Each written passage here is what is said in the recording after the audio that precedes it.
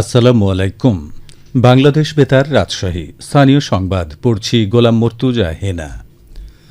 অন্তর্বর্তীকালীন সরকারের প্রধান উপদেষ্টা ড মুহাম্মদ ইউনুস প্রথমবারের মতো সরকারের সচিবদের সঙ্গে বৈঠকে বসবেন।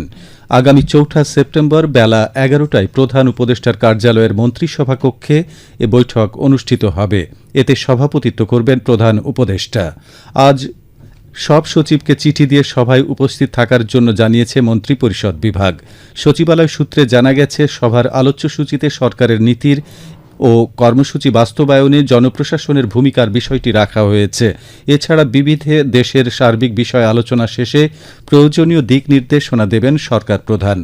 গত ৮ই আগস্ট ড ইউনূসের নেতৃত্বাধীন অন্তর্বর্তীকালীন সরকার গঠনের পর এই প্রথমবারের মতো সচিবদের সঙ্গে বৈঠক করতে যাচ্ছেন প্রধান উপদেষ্টা। পরিবেশ, বন ও জলবায়ু পরিবর্তন এবং পানি সম্পদ উপদেষ্টা সৈয়দা রেজওয়ানা হাসান বলেছেন, বন্যার আগাম পূর্বাভাস পেলে ক্ষয়ক্ষতির পরিমাণ কমানো যেত। আকস্মিক বা বড় ধরনের বন্যায় পূর্বাভাস দেওয়ার জন্য চীন, ভারত, নেপাল ও ভুটান সহ উজানের দেশগুলোর কাছ থেকে প্রয়োজনীয় তথ্য চেয়ে চিঠি দেয়া হয়েছে। আজ এক পর্যালোচনা সভা শেষে একথা জানান তিনি। রেজওয়ানা হাসান বলেন, ৫৩ বছরেও বৃষ্টিপাত সংক্রান্ত তথ্য আদান প্রদানের সমঝোতায় যেতে পারেনি। এটি মানবিক তথ্য। আন্তরিকতা না উদ্যোগের ঘাটতির কারণে এটি হয়নি তা যাচাই করা দরকার। এ সময় বন্যা নিয়ে ফেনী ও কুমিল্লাতে গণশুনানি করার কথাও জানান উপদেষ্টা। আদালত প্রাঙ্গণে আসামিদের ওপর হামলা প্রসঙ্গে তিনি বলেন, অন্তর্বর্তী সরকার এটিকে সমর্থন করে না। এ বিষয়ে ব্যবস্থা নেওয়ার কথা ভাবছে সরকার।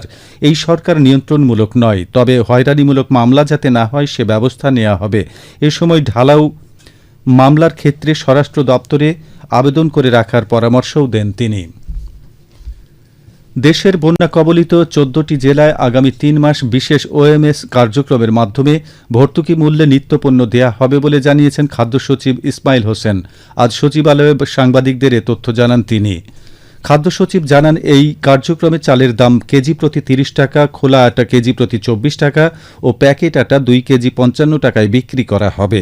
একজন সর্বোচ্চ ৫ কেজি চাল ও ৫ কেজি আটা কিনতে পারবেন। তিনি আরও জানান, দেশে কোনো খাদ্য সংকট নেই। বর্তমানে ১৯,৭৩,৪৩৩ মেট্রিক টন খাদ্য মজুদ রয়েছে। জুন মাসের পর ১৩ লাখ মেট্রিক টন মজুদকে আদর্শ ধরা হয়। ফসল ভালো হওয়ায় মজুদ ভালো হয়েছে। এবছর চাল আমদানি করার সিদ্ধান্ত নেই বলেও জানান খাদ্য সচিব। নাটোরে গ্রীষ্মকালীন পেঁয়াজ চাষ করা হচ্ছে। এই চাষাবাদের মাধ্যমে শীতের প্রাক্কালে বাজারে পেঁয়াজের ঘাটতি পূরণ করা সম্ভব হবে। গ্রীষ্মকালীন পেঁয়াজ নিয়ে এখন শুনুন আমাদের নাটোর জেলা সংবাদদাতার একটি প্রতিবেদন।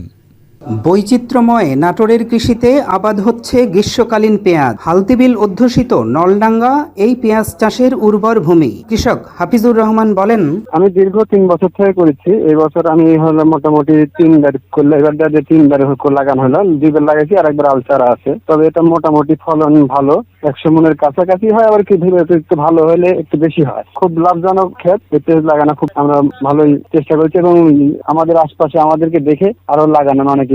বিগত ২ বছরের সফলতার পথ পরিক্রমায় এবার উপজেলার ১৫০ জন কৃষককে প্রণোদনার বীজ, সার এবং অন্যান্য উপকরণ সহায়তা দেওয়া হচ্ছে। উপজেলা কৃষি অফিসার ফৌজিয়া ফেরদৌস বলেন, নলডাঙ্গা উপজেলায় আমাদের ২০২৩-২৪ অর্থ বছরে ৩ ধাপে আমরা গ্রীষ্মকালীন পেঁয়াজ প্রণোদনা সরকার থেকে দেওয়া হয়েছিল। আমরা চাষিদেরকে নির্বাচিত করে তাদেরকে এই প্রণোদনার আওতায় এনেছি। আমরা সবাই জানি যে আমাদের পেঁয়াজের একটা ঘাটতি দেখা যায়, বিশেষ করে সেপ্টেম্বর, অক্টোবর, নভেম্বর এই সময়ের দিকে। এই ঘাটতিটা পূরণ করার জন্যই বাংলাদেশ সরকার এই গ্রীষ্মকালীন পেঁয়াজের প্রণোদনাটা গত ৩ বছর ধরে দিচ্ছে। আশা করি যে আমাদের এই গ্রীষ্মকালীন পেঁয়াজ উৎপাদন করে আমাদের দেশের যে চাহিদা, বিশেষ করে যে আমাদের শীতকালীন পেঁয়াজ আসার আগে যে চাহিদাটা থাকে, সেই চাহিদা এর মাধ্যমে পূরণ হবে। বাজারে পেঁয়াজের উচ্চ মূল্যে ক্রেতার নাভিশ্বাস অবস্থায় এই পেঁয়াজ চাষাবাদ স্বস্তির জানান দিচ্ছে। ফারাজি আহমদ রফিক বাবন, নাটোর জেলা সংবাদদাতা, বাংলাদেশ বেতার, রাজশাহী। শুনছিলেন প্রতিবেদন। সবশেষে আবহাওয়া। আজ রাজশাহীতে সর্বোচ্চ তাপমাত্রা ছিল ৩২.৪ ডিগ্রি এবং সর্বনিম্ন ২৭.৩ ডিগ্রি সেলসিয়াস। বিকেল ৩টায় বাতাসে আপেক্ষিক আর্দ্রতার পরিমাণ ছিল ৮৭%। রাজশাহী ও পার্শ্ববর্তী এলাকায় আজ সূর্যাস্ত সন্ধে 6:23। সংবাদ শেষ হল। আমাদের পরবর্তী স্থানীয় সংবাদ প্রচারিত হবে সন্ধে 7টায়।